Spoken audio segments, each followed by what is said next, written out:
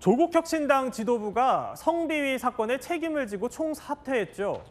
강미정 정 대변인의 탈당 선언 사흘 만인데 그런데 아무도 책임지지 않는다는 비판은 여전합니다. 왜일까요? 조국혁신당은 신생정당입니다. 당은 미흡했습니다. 대응 조직과 매뉴얼도 없는 상태에서 우왕좌왕 시간을 지체했습니다. 관용 없는 처벌과 온전한 피해 회복을 위해 이제 저와 최고위원 전원은 물러납니다. 여전히 우리한테는 아무것도 묻지 않고 저는 뭐랄까요, 좀 폭력적으로 느껴졌습니다. 피해자들은 어떻게 보면 내가 먹던 우물에 침 뱉고 떠난 꼴이 돼버렸어요. 그런 공격들을 받게 되죠. 그러니까 피해자 측 얘기는 이 당 지도부의 총사퇴가 폭력적으로 느껴진다는 거거든요. 그러니까 오히려 피해자들이 눈총을 받게 됐다 이 얘기예요. 당연히 그런 얘기가 나올 법합니다. 책임을 지는 방식에 대해서 피해자들의 목소리나 요구사항이 전혀 반영되지 않았다면 이것은 온전히 피해자 중심에서 책임을 지는 것이 아니라 여론 중심에서 눈치 보기식 책임지기 방법이라고 비판을 받을 법도 합니다. 왜냐하면요, 우리 직장 내 어떤 성비위 문제가 발생을 했을 때 해결 방식을 보면 그 요소마다 피해자에게 의견을 구하고 피해자 의견을 최우선적으로 반영을 하도록 규정이 되어 있어요. 그런데 일반 직장 내에서도 이러할 진데 지금 문제가 발생한 곳은 정당이거든요. 당원도 있을 수 있고 외부의 지지자도 있을 수 있습니다. 그렇다고 하면 피해자들 입장에서는 너네가 문제 삼았기 때문에 지금 당이 흔들리는 거 아니냐, 이런 2차 가해를 받고 공격당할 가능성이 있거든요. 책임을 지는 방식에도 피해자의 의견이 반영되지 않는 점에서 피해자들이 이렇게 느낀다고 생각하게 되는 것 같습니다. 자, 조국혁신당 지도부 총사퇴로 일단 급한 불은 껐지만요. 그런데 조국 원장 엄호에 치중한다 이런 비판이 계속되고 있습니다. 어제 조국혁신당 관계자는 사무총장직을 내려놓으면서도 이런 말을 했습니다. 저는 사무총장직에서 스스로 물러납니다. 조국 원장을 제대로 보좌하지 못했습니다. 조국 원장의 겨눈 화살을 저에게 돌려주십시오. 부탁드리겠습니다.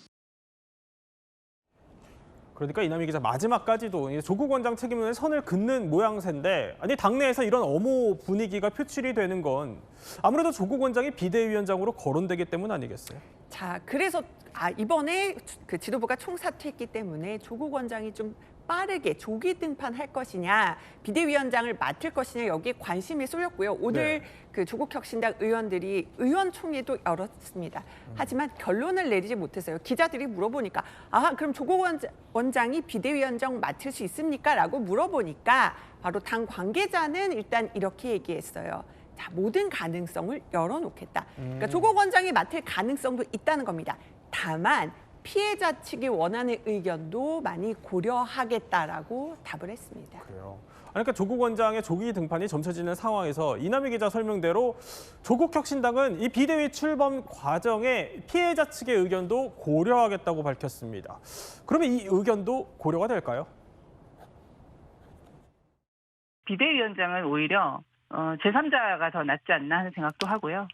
조국 전 대표께서 비대위원장을 맡으시면 조국 전 대표의 아무래도 의견이 가장 우선시 될 것이고요. 오히려 제3자가 좀 수평적인 어떤 구조의 그런 비대위원장이 더 낫지 않겠나 하는 개인적인 생각입니다.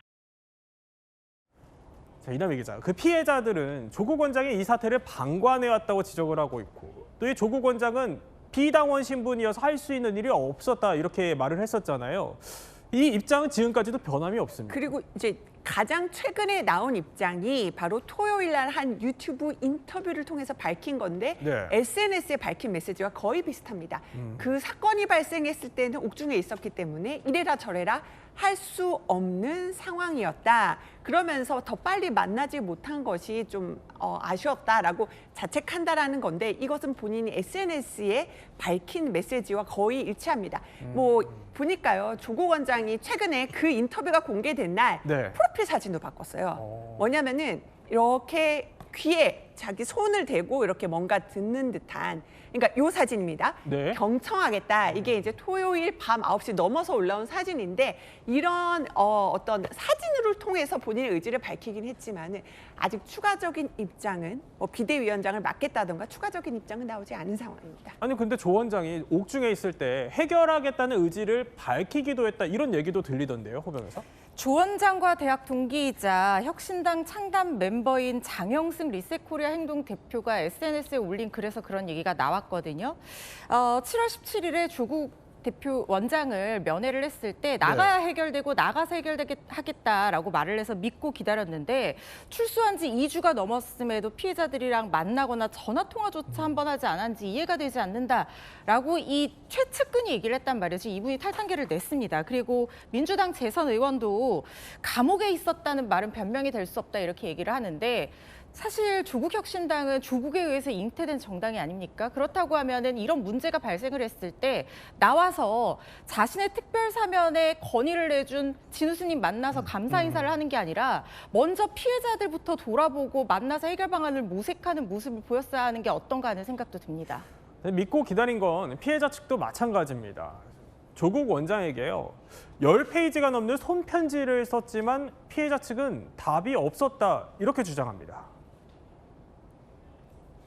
제가 대표님께 편지를 드린 것은 이 사건들이 이렇게 발생하게 된 배경, 그게 논의가 잘 되지 않으니까 이 문제는 제가 꼭 말씀드리고 싶다. 제가 정말 10페이지가 넘는 손편지를 보냈는데 제 어떤 진정성이나 이런 게 좀 전달이 안 됐나 보다 이런 생각을 했어요. 그런데 이남희 기자, 조국 원장이 강미정 전 대변인 탈당 기자회견 직후에 그 연락을 취했다는 보도가 나오던데요? 그러니까 강 전 대변인에게 직접 한 것은 아니고 그 피해자와 당을 연결하는 어떤 중간 인물에게 연락을 했는데 결국은 최대한 통화는 안 됐다라는 겁니다. 그런데요, 조금 전에 나온 강미수, 그러니까 피해자 측을 대리했던 강고문에 따르면 오늘 인터뷰에서 이렇게 얘기하거든요. 조 원장이 뒤늦게 SNS 통해서 피해자에 대한 사과글을 올렸지만 피해자 측과의 접촉은 없었다고 얘기해서 이 부분에 대해서는 살짝 지금 연락이 엇갈리는 상황이고요. 그래서 제일 궁금한 건 그걸 거예요. 조국 원장, 그래서 비대위원장 되느냐 취재를 해보니까 당내 여론이 지금 엇갈리는데 한 60대 40 정도로는 이번에 비대위원장 맡으면 안 된다는 여론이 높은 것 같습니다. 첫 번째는 피해자 측 의견을 받아들여야 되고 두 번째는 어차피 11월 전당대회 때 조국 원장 대표로 추대되거나 이럴 확률이 높은데 벌써부터 나오는 것이 좀 적절치 않다라는 의견이 좀 더 높은데 반면 조국 원장이 직접 나서서 해결해야 된다는 목소리도 있어서 그 부분에 대한 논의는 이어질 걸로 보입니다. 당내 기류는 한 60대 40으로 이거는 제가 근데 추정한 건데 조금 높다는 건데요. 일단은 좀 더 지켜봐야 될 것 같아요. 네, 또 취재 소식까지 전해드렸습니다.